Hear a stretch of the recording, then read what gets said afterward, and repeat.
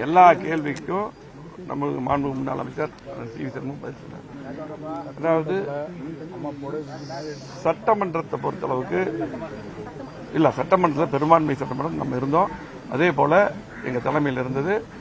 அதுதான் அண்ணன் சொன்னாங்க. அது மட்டும் இல்ல, இன்னைக்கு வந்து எல்லா பக்கம் ஊடகங்கள் எல்லாமே என்ன அதிமுக உடைக்கிறனாங்க அப்படிங்கிற மாதிரி அவங்க வந்து ஒரு ஒரு டீம் வச்சு எலெக்ஷனுக்கு முன்னாடி வந்து ஒரு இந்த மாதிரி செயல்பட்ட பரவாயில்ல, ஒரு ஐடிவி இங்க வச்சு இப்படி பண்ணிட்டு இருக்காங்க. ஆனால் அது மட்டும் இல்ல, நாங்கள் ஒரே ஒரு கேள்விதான் கேட்கிறோம். இன்றைக்கு 19 தேர்தல், 21 தேர்தல், 26 தேர்தல் இந்த மாதிரி நம்ம தோல்வி அடைஞ்சிருக்கிறோம். இதை ஆய்வு செய்யறதுக்கு மட்டும்தான் நாங்க வந்து பாத்தீங்கன்னா பொதுச் செயலாளர்கிட்ட சொல்லி ஆய்வு செய்யணும், தோல்வி ஆய்வு செய்யணும். அது மட்டுமல்ல, கட்சி உடைக்கக்கூடிய எண்ணம் எங்களுக்கு இது உயிர் மூச்சு இல்ல. அதே போல நீங்க பாத்தீங்கன்னா முன்னாள் அமைச்சர் செங்கோட்டையன், அதே போல இவரை வந்து முதலமைச்சரா உருவாக்குனது வந்து அவங்க வந்து சின்னம்மா அவங்க தான். அந்த நேரத்தில் வந்து பார்த்து நான் தான் கூட இருந்தேன், எல்லாம் பண்ண நாங்க எல்லாம் இருந்தோம். அந்த நேரத்தில் அவங்க பண்ணாங்க.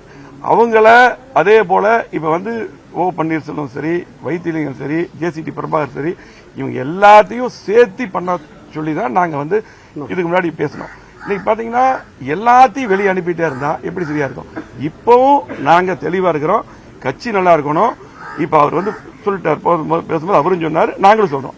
பொதுச் செயலாளர் அவருதான், மாற்று கருத்துல. இப்பவாது வந்து பாத்தீங்கன்னா இப்போ நம்முடைய சின்னம்மா அவர்களையும் அண்ணன் டிடி தினகரன் அவர்களும் வெளியே போனவங்க எல்லாத்தையுமே ஒன்னு சேர்த்து ஃபர்ஸ்ட் கட்சி இணைங்க.